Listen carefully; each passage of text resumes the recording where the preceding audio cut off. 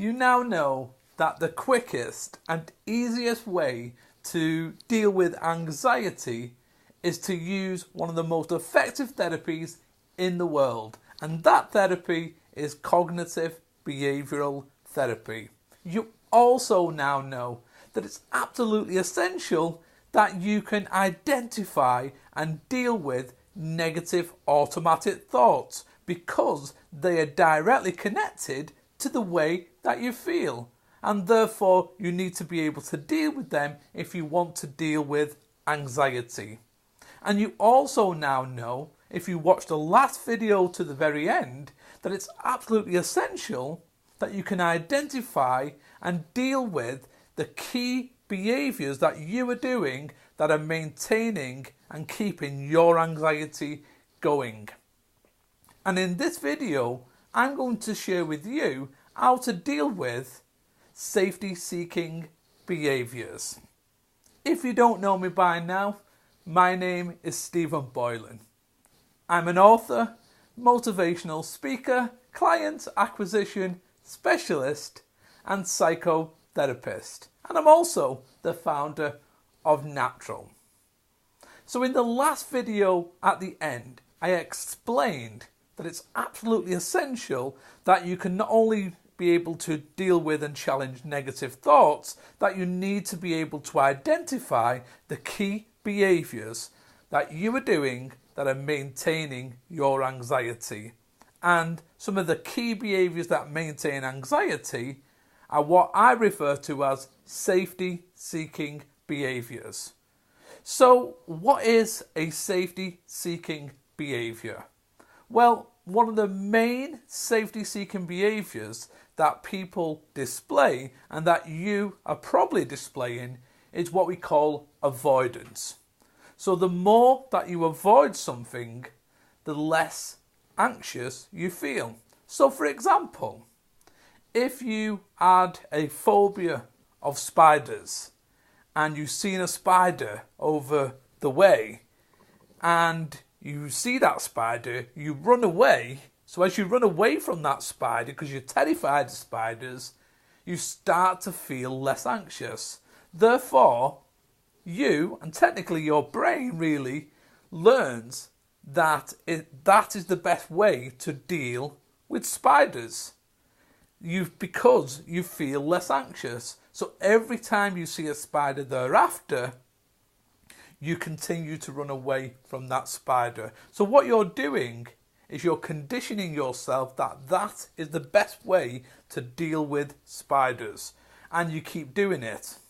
However, ultimately, if you face the spider using the strategies that I'm going to talk about in this video today, and if you face the spider and eventually eld the spider, then the anxiety would come down naturally. And therefore your brain and you technically would learn that the anxiety comes down naturally, and therefore you wouldn't need to keep avoiding the spider because the anxiety would be coming down naturally. So what I'm going to do now is I'm going to take you through what I call graded exposure therapy. So graded exposure therapy is what I consider to be the holy grail of dealing with avoidance and dealing with that key safety seeking behaviour. As I pointed out in the last video, this is just one safety seeking behaviour, avoidance. There are lots of different behaviours that people do that maintain anxiety. So I'm going to take you through, really there's a combination of steps to this activity, and then ultimately you've got to take the final step, which is going out there and using the different steps to face and deal with the situations that you are avoiding, that are maintaining and keeping your anxiety going. So this is called graded exposure therapy. So the first thing that you need to do is, below this video I've created a little activity pack for you. You can download that and you can engage fully in this activity. Or if you've not got the ability to download it, please grab yourself a pen and a piece of paper and you can still completely fully engage in this activity. So now that you've got your pen and a piece of paper, what I would like you to do, first of all, I would like you to think of all the things and all the situations, people, everything that you maybe avoid because it creates intense anxiety for you. Now that you've thought of all of them things, I'd like you to write them down on a piece of paper in front of you. So write them all down in a list going down on the paper. And then now that you've listed everything down, everything that you avoid because it creates anxiety for you, I'd like you to give each of these situations or things or whatever they are a rating on a scale of 0 to 10. So a scale of 0 to 10, 0 is no anxiety, don't create any anxiety for you, and 10 is extreme anxiety and couldn't be any more. So now that you've got that rating next to each of them situations and each of them problems or things that you avoid, we'll move on to the next step.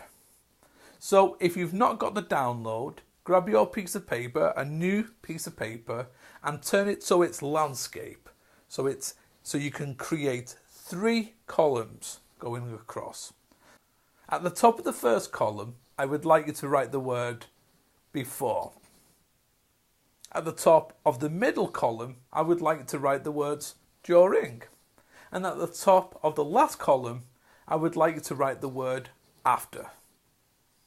So now that you've got that, you've got 3 columns, before, during and after. And at the bottom of that page, I'd like you to write, again, put a 0 and a 10. And extreme is the 10, extreme anxiety, and 0 is no anxiety. Okay, so now you have 2 parts to the graded exposure therapy. The first part is a list of all of the things and all of the situations that you were avoiding because it creates anxiety for you. You now have another piece of paper with 3 columns on, before, during and after. The next thing that you need to do is get ready to take action. You need to use the thing what I call positive self-talk. You need to tell yourself that you can do this. You need to tell yourself that it's only anxiety and it's going to pass. You need to tell yourself that anxiety is okay. It's okay to feel anxious and it will pass eventually. So you need to work on your mind before you begin on the next step. So the next step, you need to get that list that you create at the beginning with all of the situations on and all of the things that create anxiety for you, and you need to go down them and you need to find the one that creates the least anxiety for you. So you've given a rating and the rating is between 0 and 10. The one that's got the least score, I want you to pick that one. And then you're going to basically face that situation. And you're going to use the positive self-talk to get your mind into the zone. Because if you don't take action and you don't face these situations, you'll continue to struggle with anxiety. And therefore, the only way to deal with this is to face it head on. So now that you've got that situation, you'll write that at the top, whichever situation or whatever it is that you're facing. And then before you go into that situation, you will do the positive self-talk, but you will give it a rating of a scale of 0 to 10 of how much anxiety you've got before you go into the situation. You will then give it a rating on when you're during the activity on a scale of 0 to 10, and then you will give it another rating after the activity on a scale of 0 to 10. And ultimately, you need to keep facing that situation or whatever it is until the score comes down by half. Once it comes down by half before and during, then you are free to then move on to the next one on your list, the next situation that you were avoiding because of your anxiety on your list. And you just keep working at each of them different goals, if you like, until you have conquered and deal with all the things that you were avoiding because of your anxiety. And this is one of the best ways to deal with anxiety and to deal with that key safety-seeking behaviour of avoidance. So, just to recap, again, you now know that the quickest and easiest way to deal with anxiety is by using cognitive behavioural therapy. You now know that it's absolutely essential that you can deal with and challenge or negative automatic thoughts. And you also know that negative automatic thoughts, there are lots of different styles of negative automatic thoughts, and you now have some tools to challenge worrying negative thoughts. As I mentioned in the last video, there are lots of different styles of negative thoughts. Therefore, you need to be able to deal with all of them different styles of negative thoughts. There are also lots of negative behaviours and negative safety-seeking behaviours that you will be doing that you need to be able to identify and deal with. I've shared with you one of the most effective ways to deal with avoidance, which is one of the key safety-seeking behaviours. However, it's not enough to just tackle them two worrying thoughts and and avoidance as a safety-seeking behaviour. You need to be able to do it all, and that's why I've created the Ultimate Anxiety Mastery course. It's called Anxiety Mastery, and I'm going to be releasing it for you to be able to get access to in a few days' time.